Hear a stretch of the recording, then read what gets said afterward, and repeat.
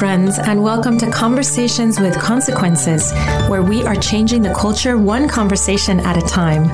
We are the radio show and podcast of the Catholic Association. We address the issues that interest you, puzzle you, inflame you, in the hope that we can bring some clarity, even to the darkest corners. You can listen to Conversations with Consequences on the EWTN Global Catholic Radio Network, Saturday mornings at 7 a.m. Eastern Time, or you can catch the encore at 5 p.m. We are also on SiriusXM Channel 130. Of course, our radio show is always a podcast.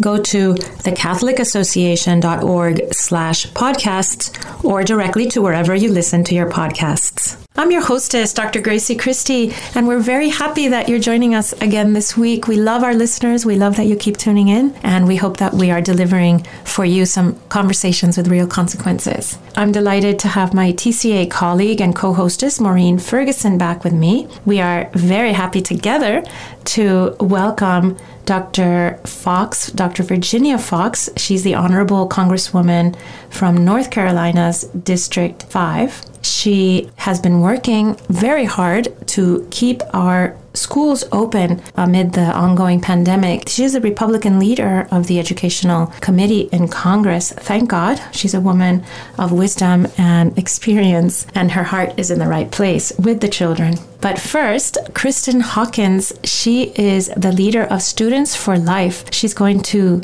join us to discuss this expose that they just published on Christian and Catholic colleges across the country that have official ties to Planned Parenthood. They've done the whole world a favor and exposed that for all of us. It's on their website. You've got to read about it. Welcome to the show, Kristan. Thanks for having me. Kristan, I was on your show recently and enjoyed talking to you so much. I really felt that we hit it off and that we have so much in common about our views of how important it is to create a pro-life culture, especially for young people. I find that for young people that pro-life is so protective of all the ways that they learn to relate to each other as they're looking at their future and forming their lives and their families. To be pro-life is such a beautiful, protective thing. That's absolutely right. And, you know, we have a lot of discussions, as you and I got into, to talk about as we prepare for this post-Roe America, what it's going to look like, and these conversations that we need to start having within our families and our churches and our communities. Yeah, because if what we hope comes true, if Roe does actually fall in the next few months, then the young people are going to be actually maybe exposed to more uncertainty and maybe more aggressive tactics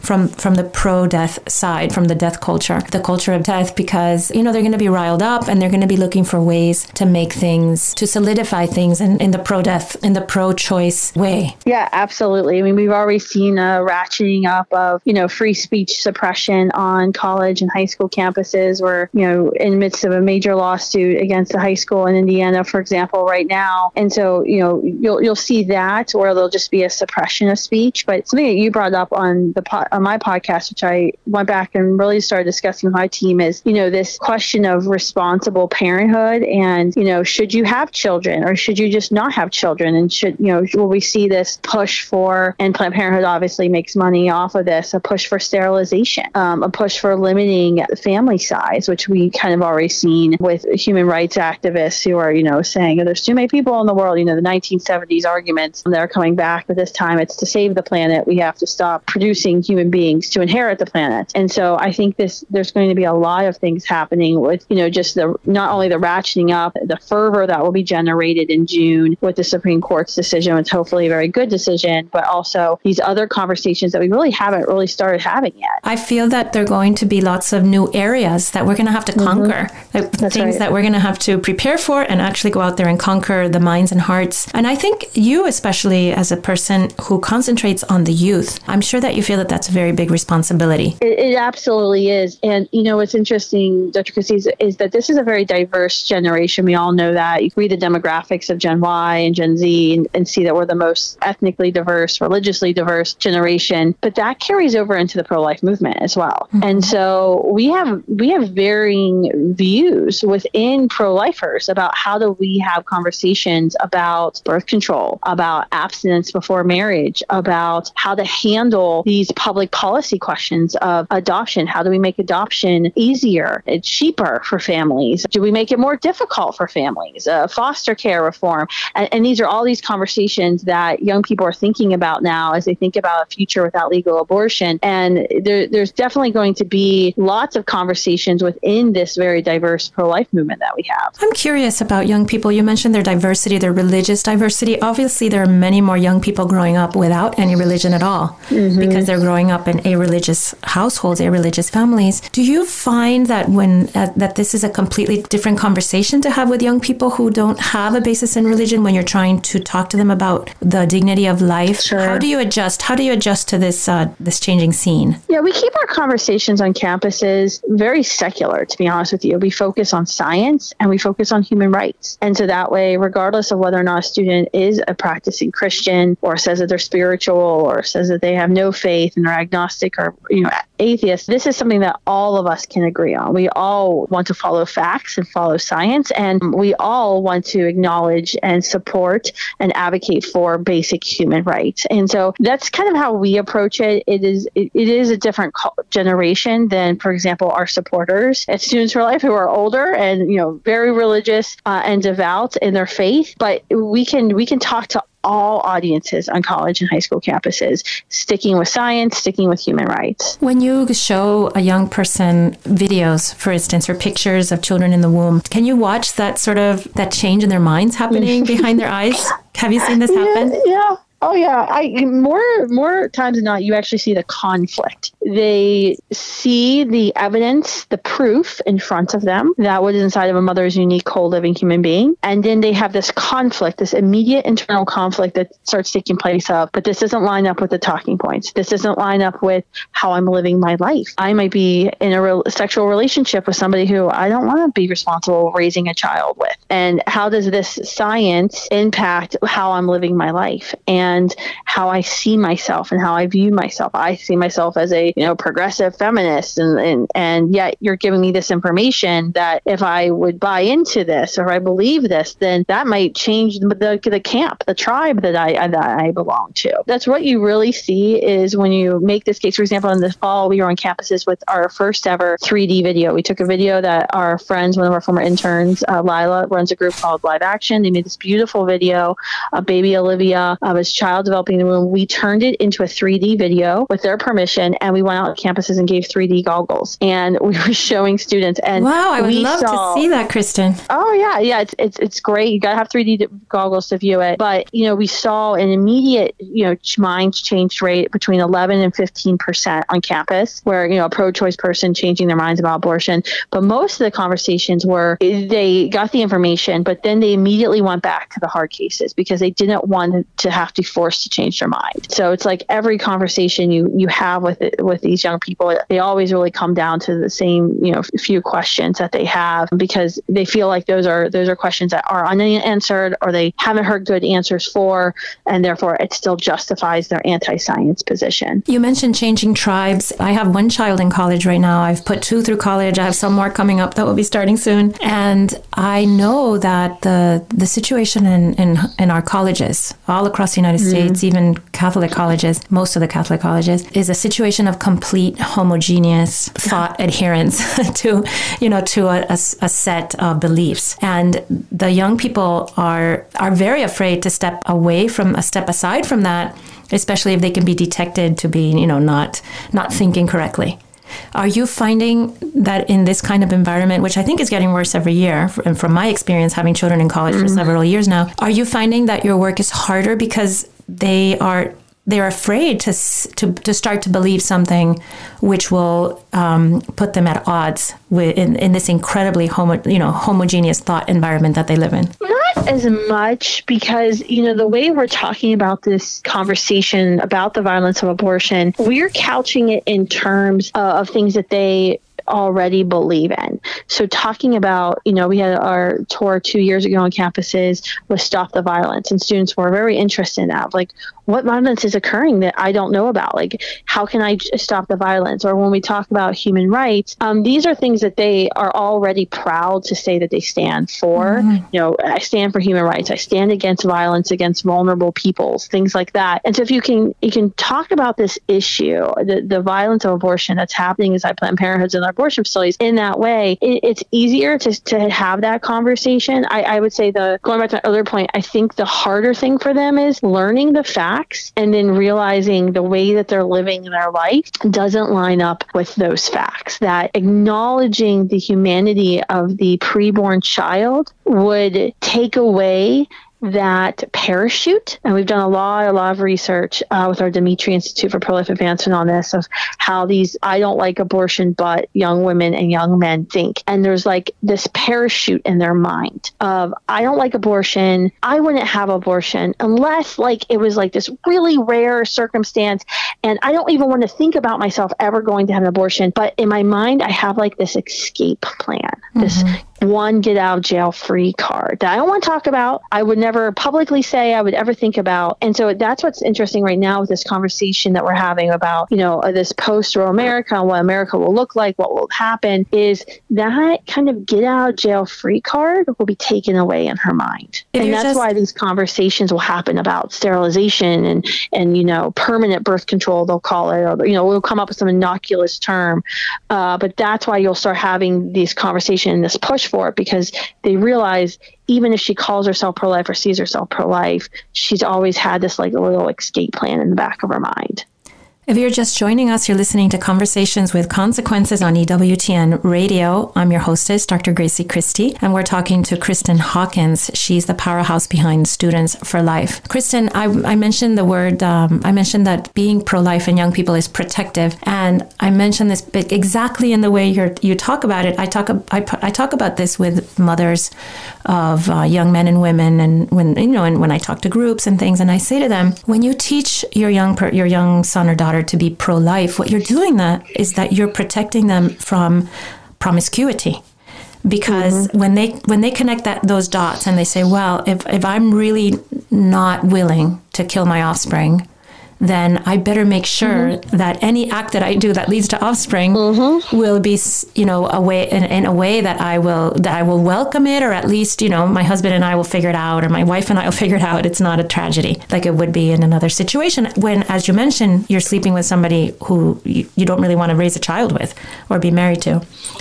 So do you find that idea of protectiveness against those lifestyles? I mean, if we could just like pull back the time and go back a little earlier than these poor students in college who've been raised to think that, well, abortion might be bad, but it is an escape, a little escape plan I can count on. Yeah, I do think that, and that's a really great way for parents to have that conversation about abstinence. Even, if your child's like, I don't want to talk about religion or whatever. Okay, fine. Let's talk about science. Let's talk about what happens in heterosexual sex and the logical, natural consequence of that, creation of unique human life. If you agree that that's a human life and that human life is worth protecting and has value, then what do you think you have to do in your behaviors? I like what you say, Kristan, about the way you talk to young people, and that you use the things that already enervate them and activate them, and that they feel really confident about as a virtue, right? The protective feelings again for the vulnerable, the idea of equity, right, and inclusion. Do you use those terms? Because sometimes I think, one of the most, obviously in a world in a culture that is dominated by these ideas of equity and inclusion, what could be less equitable and inclusive than the millions of abortions that we tally up every year? We haven't used the word equity on campuses yet. I'm actually taking a note on that right now. That might be a very good talking point to try out this year, because they are hearing the word equity. I, as a conservative, I hate that word. Me too. I hear it, I cringe because I'm like, wait, you're not talking about equality. And they're like, no, equity is much, it is. I mean, that's why we've come to the point where we are. But that actually is a really great, that might be on our next tour, by the way. Oh, good. I'll look out for it. What about inclusion? Yeah, I mean, we definitely talk about discrimination, and including those who are different in our human race. And I think that goes very well. And it's interesting too, because you'll see the culture, despite the fact that we have this culture that values the perfect human being, and don't get me started about the whole IVF conversation, but it's interesting that you start to see the pendulum shift where I think it was last year or 2 years ago, Target, some of their models now have Down syndrome who model children's clothes. And so you've actually started to see a shift back, and it's from the left. It's not really from the right. Wait, maybe we need to include people who might have a different genetic code than we do. And so that is definitely a conversation that we have. Yeah, that's a very encouraging thing. I saw that. I saw them including Down syndrome's women and men. And it's a beautiful thing to think that you can approach that same place from the left, right? And say, oh, we have to include and we have to be diverse, and then having them actually make that leap. I wonder if they can go so far as to make the leap, though, that a woman who is pregnant with a Down syndrome child should feel that it's not so uniquely burdensome. Yeah. She should select against that child. Yeah, what's interesting is I've started to see the pendulum shift on Down syndrome. I haven't seen the pendulum shift in, cystic fibrosis, for example, the disease two of my children suffer from. These other diseases, because it's this question, and we've seen definitely a ratcheting up of this in the past 3 or 4 months in media surrounding the Dobbs decision and the hearings of the notion of eliminating the sufferer, where it's sort of widely accepted now that children with Down syndrome, can have long lives, and lives that, especially after childhood, and, usually there's initial heart surgery. All that, and PT and OT, but they can live productive, long lives but there's other diseases that, have been shown, and we know shorten lives and shorten a lifespan. And there's still this concept out there of eliminating sufferers, and that's how we eliminate suffering in our world. And that is completely warped and completely backward. And that is probably every single time I'm on a campus speaking, whether my tour or whether we're doing a campus display, that comes up. And that is something we have to do a better job of talking about, is helping and standing with and suffering with those in our lives, having true compassion and mercy and empathy, without eliminating them or saying that they don't have value. And I think I remember in college, I had to watch the movie Gattaca with Ethan Hawke. It came out in the late 90s. It's about this perfect world. And, these perfect people are created in test tubes. And if you were one of the natural born people, you were seen as a lower class because, your genes hadn't been combed through. And I think about all that's happening right now and the conversations and the talking points, it's coming true. That world from Gattaca is very much coming true. And so I think we need to really hone in on that conversation about what does it mean to end suffering and help those who suffer. Did you see that New York Times report that came out a week or two ago about genetic testing? So I'll give you a little recap for our listeners that might not have read it. So the New York Times did a study on these genetic prenatal blood tests that are done to detect chromosomal abnormalities, and they determined that over 80% of them were when they were positive. In other words, when the test said there was a high risk of genetic abnormality, over 80% of the time they were wrong, and that parents were going ahead and having abortions of babies that were healthy, that turned out to be healthy, that maybe they found out later after the abortion took place. And the New York Times, the problem that they had with that, I read through the article carefully. I wanted to know why they were upset about this. Why would the New York Times be upset? And the problem that they had with it was that the babies that were dying turned out to be healthy babies, and that was a great tragedy, and also that the tests were costly. The follow-up testing was costly, and I was so struck with that mentality that was all through the piece without any self-reflection.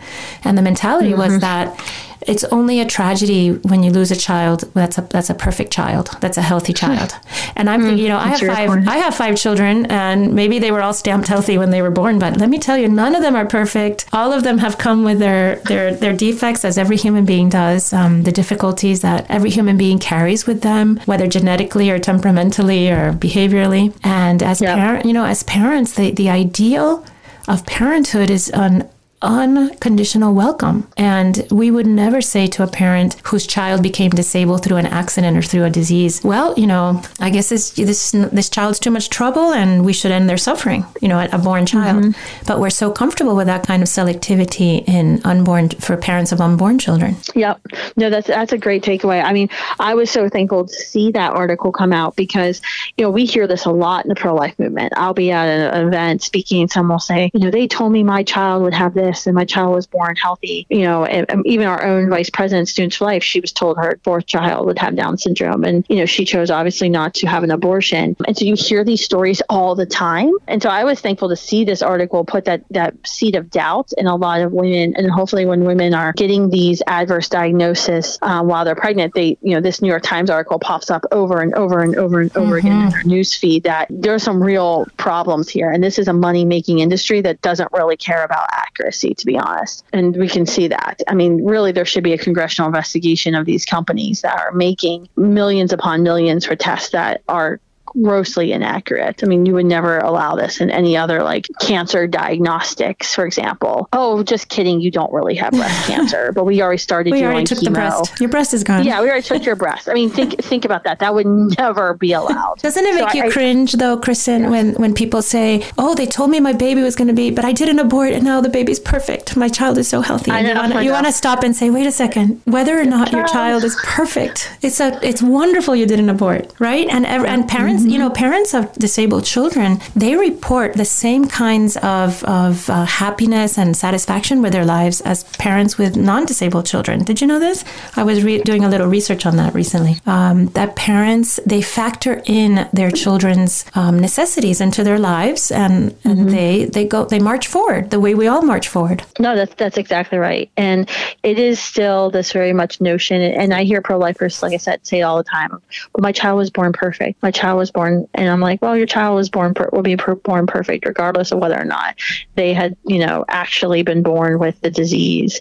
But it's just something that we say, and I think it's kind of said thoughtlessly and it's without malice. Oh, I'm sure. It's completely without malice. But it is very, it's even similar of, I hear a lot in the pro-life movement of, well, she gave her child up for adoption. And I'm like, I always try to be very quick with saying, oh, she placed her child with an adoptive family, because we know no birth mother ever gives up on her child. She's made this ultimate sacrifice. But we, even in the pro-life movement, keep using these terms that society uses, which are so grossly wrong. Oh, I hate that term, Kristan. I really, really hate it. I have a daughter from China, and she's been asked all her life since she was little, why did your mother give you away? Why did your mother give you away? And it's been asked in front of me by little children. They don't mean anything, but and my heart just shatters into little pieces. Don't say this to her, please. Yeah. Meanwhile, her mother and father, I'm sure, are heroes and, absolute saints for not aborting her. And her mother probably thinks of her every day. Yes, we pray. We pray for her parents and her grandparents and her siblings, if she has any in China. Every single day we pray for them, and I know that they love her very much. Kristan, we're almost out of time, and I can't believe I didn't get to the point of all this. I had something I wanted to talk to you about. Sorry. But I love talking to you, and we did have a wonderful conversation. But please tell us about the report that your organization, Students for Life, came out with about colleges and universities that have ties to Planned Parenthood. Yeah, absolutely. We came out with a Christian school study. You can go to our website, since we don't have a lot of time to look it up, and we have a little map there. I believe it's studentsforlife.org/Christian schools, or you can just find it on our Facebook. But essentially, we spent 2 years. We researched every single Christian school in America, looking at their ties to Planned Parenthood, public ties to Planned Parenthood. So meaning referring to Planned Parenthood for services, giving institutional internship credits to Planned Parenthood, things like that. We found 103 Christian schools had ties to Planned Parenthood. We have seen several Catholic schools that were on this list. Today, right now, after our original, 103 list, we actually we did the Christian thing. We went to all the schools in private. We said, look, we found this. We're not sure. You, Mr. Administrator, are aware of this. Help us correct this problem. So after that, we had over 40 schools reverse course, remove their public ties to Planned Parenthood. So right now we have 69 schools that still have public ties to Planned Parenthood after we've reached out 3 times to the school. 8 of those 69 schools today are Catholic schools. Wow. Originally, there were 22 Catholic schools that had infractions, and today there are 8. I'm really surprised, Kristan, that you found so many Christian and Catholic schools with ties to Planned Parenthood, because Planned Parenthood is so honest and forthright about the evil that they do, that it's amazing to me that these schools would, because sometimes that things happen without people being aware of them, right? Like you work with some organization that also has ties to another organization, and you weren't paying attention, right? But Planned Parenthood is the bugaboo of evil, at least from a Christian perspective and a Catholic perspective. That's absolutely right. And sadly, the schools that are remaining, these 8 Catholic schools that are still on this list, and you can go to studentsforlife.org/Christian schools and see who they are adamant and proud of the fact that they are a Catholic school and yet still promote Planned Parenthood. And so we need folks, go to the map. You can contact the administrator of the school. You can spread the information on social media to any alumni that you may know, parents who are sending children to these schools. We need to get word out and notice to these schools that we're paying attention. We expect them to uphold a semblance of Christian teaching, being that these vulnerable children have the equal right to life, and that should not be violently destroyed and dismembered through these painful abortion procedures. Well, I'm so glad that Students for Life made this list. I hope that our listeners will go to your website and look at that and see if they know one of these schools. Maybe they're an alumnus, maybe you have students or whatever. Just write an email.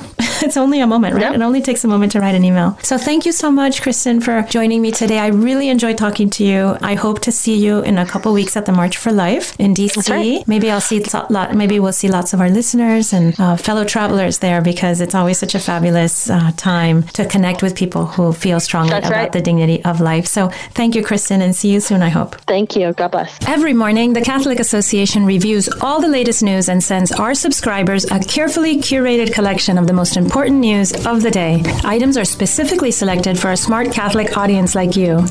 Don't let the world take you by surprise. Subscribe to our daily media roundup at thecatholicassociation.org.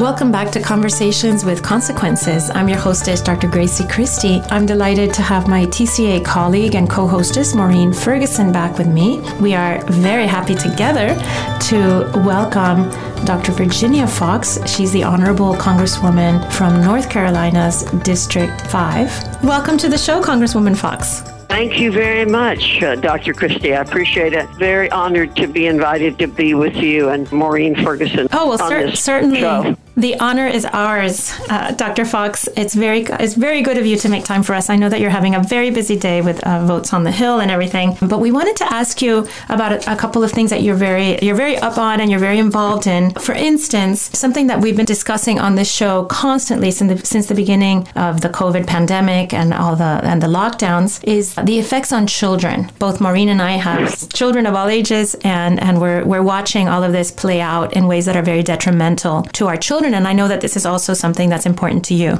Oh, it absolutely is. And it's important to everybody I know that has children who have been denied the opportunity to go to school. But it is having a tremendous effect on children. Keeping them isolated at home is causing a lot of emotional and mental health problems for the children. They're experiencing anxiety and depression because they're not in school. I mean, most of us us know what an important socializing experience school is. And it's really unfortunate what's been happening. I mean, we know from numbers what an impact this is having. Suicide attempts have drastically risen, especially young girls.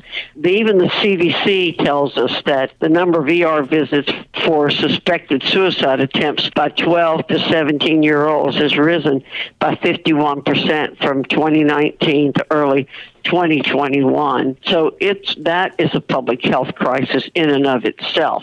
Unfortunately, the teachers' unions and the education establishment's not talking about that. I wonder if a lot of people, do you think most people are keeping track of this, or are most people just staring at those COVID-19 numbers and they keep concentrating on what is just one other huge crisis that we're experiencing? And of course, we know that the numbers that we're hearing on the TV and on the radio are very skewed because they're choosing to report cases constantly, and they do it in percentages. So, 100% of one is one. Yes. So you can go from one case to two cases, and they can say cases have increased 100%. Well, if you don't know what the base is, but that kind of thing scares people. I hear that all the time, and I think, oh, my goodness, they present these numbers about COVID in the worst possible way they can do it, by being very non-specific. Give us percentage number, but not tell you what the base is. Right, and it's the fear that has led to these closures. And one would think that at this point in the pandemic, when it's so apparent the harm that these school closures are causing to our children, as you point out, not only in terms of mental health, but the lack of academic. I mean, they're falling behind on academics and socialization, everything. So, and we know that as you're the lead Republican on the House Education Committee, so we know that you follow this closely. So at this point in the pandemic, to still have some schools shutting down, I want to ask you to comment on a comment that you made. This quote from you caught our eye. This is why we wanted to invite you to join us on the show. But you said, remember the $2 trillion that was fast-tracked through Congress over the past year to allegedly address the impact of COVID-19 in the schools, and less than 9% of that went to public health initiatives. So what on earth happened to all this money? Why can't schools stay open? Well, that's a good question, but we can't get the Department of Education to do a very good accounting of what's out there. And that's very important. And when they say we don't have those numbers, that is on purpose, that they are not getting the numbers that we should be getting on what's happening. Where did the money go? We know that much of the money hasn't been drawn down. And when we warned about that, the first 3 tranches of the money gave them 3 times what they would normally get in a year's time. And then we added to that. And so they've had so much money, they really couldn't spend it all on doing this. We gave them $120 billion to help the schools reopen, but at the start of 2022, almost 5,409 schools canceled class or switched to remote. And again, they've only done limited tracking of how the money's being spent. Taxpayers, hard-working taxpayers, give up their money voluntarily every year, but they need to know how their money's being spent. It's hard-earned money, and they should know. Most of the time, taxpayers want to fund education, they want to fund health care, but they also want to know that their money's being well spent. Congresswoman, as a fellow Catholic and as an educator, I'm sure you've had a close eye on how the Catholic schools have fared during this pandemic. And they, of course, have either gotten no pandemic relief money or very little, especially relative to the public schools, which are awash in taxpayer money right now. But yet the Catholic schools have largely managed to stay open for in-person education. And I think what a lot of them has discovered, we feel so blessed that our children's schools stayed open. They were creative. They put up tents outside during while numbers were spiking. masking. They open the doors and windows, which, that costs, that doesn't cost a dime to open the doors and windows. And at this point, they're not required to wear those cloth masks, which, there's a lot of admission now that maybe those don't even really work so well, the cloth masks. So they really don't do any good. We're just, the incompetence of the CDC in all of this is becoming aware to everybody. I mean, even the liberals are beginning to question a lot about the CDC and the recommendations, and they've made, Dr. Fauci has made, that, masks haven't worked, and most of the things, the 6-foot separation was not based on anything that made any sense. It was just pulled out of the air. So what the difference is, Maureen, is in the Catholic schools, as in many charter schools, as in many other private schools, the focus is on educating the children. That's what their focus is. The government-run schools, the traditional government-run schools, are run by the unions, and the politicians owe their souls to the unions. They are controlled by the unions. The union leadership and many of the union teachers, I won't say all, because we know there are good teachers out there. And in the states where they don't have unions, that's where you see the best practices going on as far as keeping the children in school. It's where the unions have so much control that the students are most deprived. And in many cases, it's the students who need the education the most. But the teachers' unions ignore the evidence about the safety of the school environment. You mentioned that people are becoming very aware now of the mistakes of the CDC and the way that they've allowed themselves to be politicized. Do you think that people are also becoming aware of how terrible the teachers' unions can be when their main focus is on the comfort of the teachers and the desires of the teachers and not on the needs of children? Absolutely. I think the only good thing that's come out of COVID has been the exposure of the education system in our country at all levels. It's been true with preschool. I have a member of my staff who has 2 children in a government-subsidized preschool, and they closed the place down at the least little thing. And parents are just desperate. And then you have the public schools that are closing down and the universities that are taking away all freedoms from students, not letting them come on campus. And if they do come on campus, they're forcing them to take the vaccines and the boosters and isolating them for 10 days when CDC says 5 days. I have been very anti-unions, and I want to see choice in schools. I've been a big choice proponent all my life, and I think this is going to do more to promote those the value of choice more than anything. So I think they're digging their own graves. I hope that's what they're doing. Mm-hmm. Do you see any movement on the issue of school choice, though, or do you think all of those efforts will just be stymied as long as the kind of union-controlling Democratic Party is in power? No, I think there'll be tremendous movement toward more school choice. I was talking to one of my colleagues a few minutes ago, just before I came on with you, and he's saying that in Wisconsin, it's really picking up steam. And I think it is all over the country. So you're going to see, I think, more and more choice.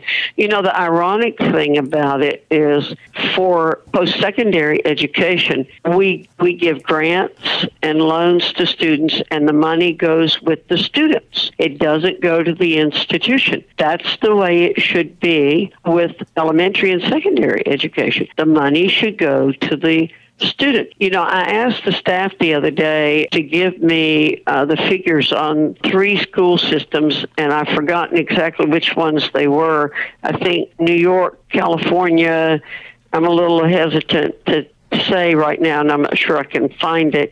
But do you know that California, I think, spends $26,000 per year on a student in elementary and secondary school? That's a fortune. Yeah. And the other 2 states, it's over $23,000 a year.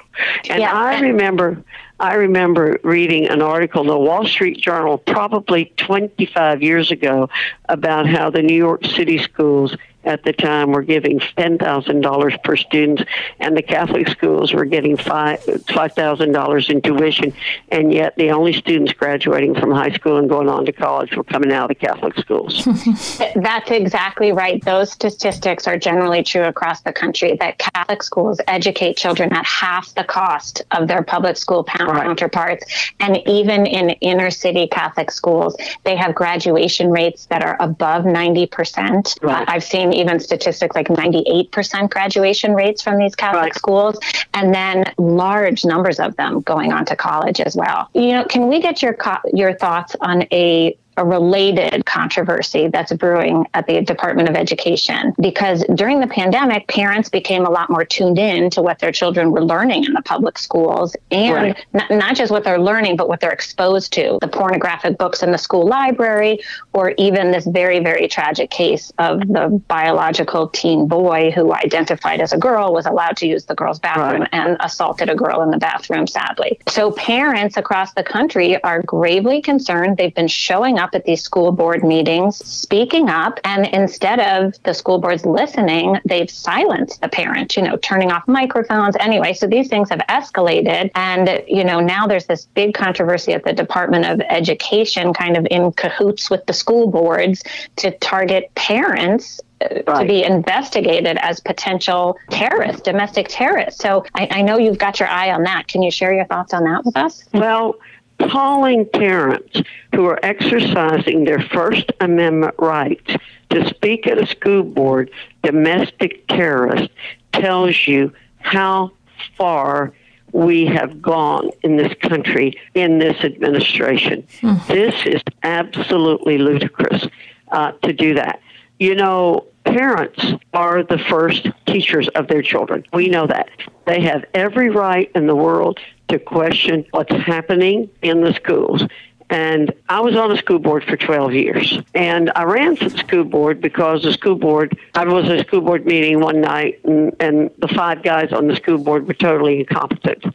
And I was on for 12 years. And they told me, and I always encourage parents to come, and I was told by the guys on the board that they hated me because I encouraged people to come to school board meetings. But I did that when I was a school board member myself. I encouraged parents to come because I wanted them to see what was happening, because it very seldom got reported in the paper.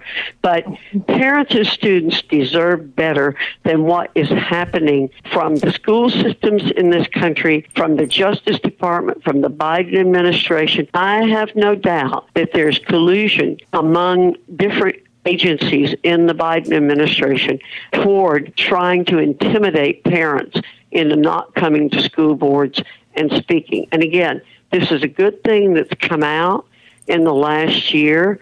It was partly in response to COVID, but mostly what happened in Virginia, and all of us followed that very closely, I think, and thank goodness for some of the news media that reported it. Other news media did not, about all the things that were happening, but I think it raised the attention of a lot of people. And now we have a lot of parents who are running for school boards. I just hope they don't get frustrated and quit. We need a critical mass of them there, and we need them to also be aware that they'll be co-opted at every stage by the establishment people, because I saw that happen too. Dr. Foxx, I'm sure that our listeners are very happy that somebody like you, who understands the sacred trust that parents place on the schools when they send their children there, somebody who understands that trust and the meaning of it is as a lead Republican on the Education Committee. Thank you very much for joining us, Congresswoman Foxx. It was really a pleasure to have you, and we know you're very busy, and we very much appreciate your time.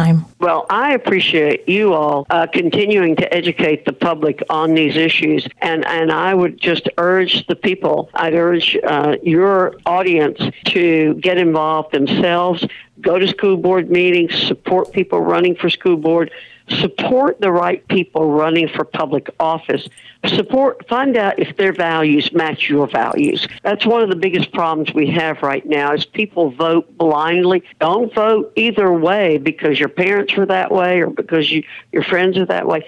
Find out who fits your philosophy and vote for those people and work for them and support them in office. Don't just abandon them when they get in office either, because as Maureen will tell you from her experiences, you need to continue to be supported for standing up for what's right. Very wise words. Right. Very wise words from the Honorable Congresswoman representing North Carolina's 5th Congressional District, Dr. Virginia Foxx. Thank you all very much, and please continue your work, and I'll pray for you, and you pray for me, okay? Certainly. Thank you so much. And now, Father Roger Landry offers us, as is customary, a short and inspiring homily to prepare us for this Sunday's Gospel.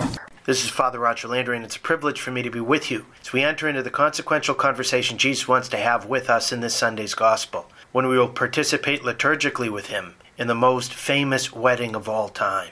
We meditate on the wedding feast of Cana every Thursday when we pray the luminous mysteries of the Holy Rosary. Often we pray about what it reveals about the sacrament of marriage and how Jesus takes the water of the institution of marriage from the beginning with Adam and Eve and raises it to the wine of a sacramental encounter with him. We ponder how Christ brings the marriage between a Christian man and woman into the marriage between Christ and his bride, the church, in fulfillment of what Isaiah prophesied with words we ponder every Christmas. As a young man marries a virgin, your builder shall marry you. And as the bridegroom rejoices in his bride, so shall your God rejoice in you. The wedding feast of Cana is an implicit revelation not merely of Jesus' miraculous power, but of his spousal love, the nuptial intention of his incarnation, even though no one except Mary would have caught it at the time. But I'd like to examine this interpersonal scene under 3 different angles. What we learn about Mary's intercession, what we learn about the way Jesus generally exercised his merciful power, and what we learn about the servant's zealous cooperation. Each of these 3 has much to say about Christian faith and life. Let's begin with what the scene reveals about the Blessed Mother. Ancient Jewish wedding celebrations like the one taking place in Cana would last 8 straight days. There were 3 sumptuous meals a day. Wine was served throughout the octave. It was generally the happiest celebration in the life of Jews, which is why Jesus often returned to the image of a wedding banquet to describe the joys of heaven. Rather than leaving on a honeymoon, the couple would remain, reigning, so to speak, as king and queen over the celebrations. We can only imagine how embarrassing it would be today if at a wedding reception the banquet hall ran out of food or beverages early in the celebration. Even though most people would sympathize with the couple and blame the banquet facility, it would still be terribly embarrassing for the family. In the ancient world, it would be incalculably more so, because the family itself threw the reception. If they ran out of supplies, even with days to go during the reception, if they had to serve only water, it would have been an embarrassment that likely would never have been forgotten. Mary was at the wedding and noticed the impending catastrophe. Before the wine steward caught on to the predicament, before the couple did, before even the mother of the bride had noticed, Mary saw the problem. The reason why there was no wine left was probably because the others were drinking so much that they just weren't paying attention. Mary's love made her notice the details others were missing. To remedy the problem, she went to her son. She didn't twist his arm. She didn't try to persuade him that even though it wasn't his hour for working public miracles, because that would inexorably precipitate the cross, he should act. She simply said, "They have no wine," confident that her son, even though he didn't think the timing was appropriate, would miraculously intervene out of merciful love. She knew he loved that couple even more than she did. The episode reveals 2 things about Mary's merciful intercession. First, Mary seeks to solve problems by bringing them to her divine Son. Some of our Protestant brothers and sisters say that Catholics shouldn't pray to Mary because, as St. Paul writes, Christ is our sole mediator between God and man. They say we should eliminate the middle woman and bring all our needs directly to the Lord. Well, there's obviously nothing wrong with praying directly to Jesus. But at the same time, Mary's intercession is no threat to Christ's power. In fact, it reveals Christ's power because it depends entirely on Christ's power. When we pray to Mary, we ask her to bring our needs to her Son, just like she brought the need of the couple in Cana. Second, we learn that Mary often acts like she did in Cana before we even know we have a problem. She recognized that one of us may have had a really tough week, and she's already interceding for the help we'll need to cope with it. She foresees that some of us will have severe temptations, and she's already sprung into action. She says that some of us are in financial or health difficulties, and she's getting involved before we even turn to her. She grasps that several of us need a good confession, and she's intervening for a priest to be there. Her mercy looks out and acts out of love before we're often aware we're even in need. The second thing that the miracle at the wedding of Cana reveals is how Christ exercises his merciful power. He acts at his mother's behest and anticipates the time of his own suffering, and he acts in a particular way. Christ was and is the creator of the universe. He formed the oceans with just a word. He could have easily filled those 6 empty 30-gallon water jars with wine through just a thought or a syllable or an Arthur Fonzarelli-like snap of the finger. He could have in an instant created thousands of such jugs on the spot filled with cognac or champagne or anything he wanted. But he didn't act that way. Instead, he turned to the servants and said, "Fill the jars with water." He wanted to involve them in his miracle, just like he always wants to involve us in his saving work. He who created us without our consent, as St. Augustine once said, doesn't want to save us without our consent, and he doesn't want to save others without our cooperation. And that brings us to the third thing this episode teaches, which is how to respond to Jesus' inclusion of us in his saving work. St. John tells us simply that when the servants had received Mary's instruction to do whatever Jesus told them, and when they had heard Jesus' imperative to fill the jars with water, they filled them to the brim. These 5 words conceal an awful lot of effort. In ancient Cana, there were no hoses tied to water pipes to fill the jar. The only place that they could get water to fill the jars was the central well in Cana. Because the jars was made of stone, they would have been extremely heavy to carry to the well. Filled with 30 gallons of water, which would weigh another 250 pounds because each gallon of water weighs 8.35 pounds, they would have been impossible to carry back. The only way that they could have been filled would have been by taking little leather or ceramic containers back and forth to the well. If we imagine that there were 5 servants, each with a hefty 2-gallon container in each hand, it would have meant that they would have had to have made 9 trips back and forth to the Cana well to get enough water. That would have been a grueling exercise even for those who were fit and strong. Yet they filled the 30 water gallon jars to the point of overflowing. They zealously did their part, and Jesus used their efforts as the raw material for his incredible miracle. And what a miracle it was. Jesus converted all 180 gallons of water into wine in a way that made the wine steward himself take notice. How much wine is involved? We're used to looking at wine in 750 milliliter bottles. There are 3.8 liters to a gallon. 180 gallons times 3.8 liters per gallon is 684 liters. Poured into 750 milliliter bottles, that would be 912 bottles of wine. Think about that for a moment. That's the equivalent of 76 cases of wine. No wedding, even a reception lasting 8 days, could ever consume that much. But just like Jesus worked the miracle of the multiplication of the 5 loaves and 2 fish and left 12 wicker baskets full of fragments, one for each of the apostles, so Jesus worked this miracle as a sign of what he himself does when we cooperate. In response to the servant's generosity, his generosity is even greater. That's something that it should inspire us to be just as enthusiastic and zealous in our correspondence to the Lord's, including us in his saving plan, as the servants in Cana were. As we prepare for Sunday Mass, we know that Mary is praying for us and advising each of us to do whatever her Son tells us. The world lacks in so many places the new wine of faith that Jesus gives. True joy is being sucked out of life. So many rituals and ceremonies ring hollow. Jesus wants to incorporate us in his mission to help people to see that there's something far greater than even their greatest human pleasures, a better wine that they await and for which he's made us to thirst. And it's at Mass that Jesus seeks to strengthen us for that mission, not by turning water into great wine for an 8-day celebration, but turning bread and wine into his own body, blood, soul, and divinity, to strengthen us and through us others, to come to the eternal banquet. The miracle at the wedding feast of Cana was a prelude to this greatest miracle of all. We follow Mary's command to do whatever Christ tells us by doing this in memory of him. And we come seeking to allow Jesus to fill us to the brim with his grace and love, so that being so transformed by his spousal union with him, we will be made capable of bringing everyone to the feast that will last into eternity. God bless you all. Thank you, Father Landry. To hear more from Father Landry, check out his website at catholicpreaching.com, and you can also catch his writings at EWTN's own National Catholic Register. A big thank you to all our listeners for joining us. I hope that this show was helpful. I hope that it gave you more peace and more hope and more joy, and you go with our prayers.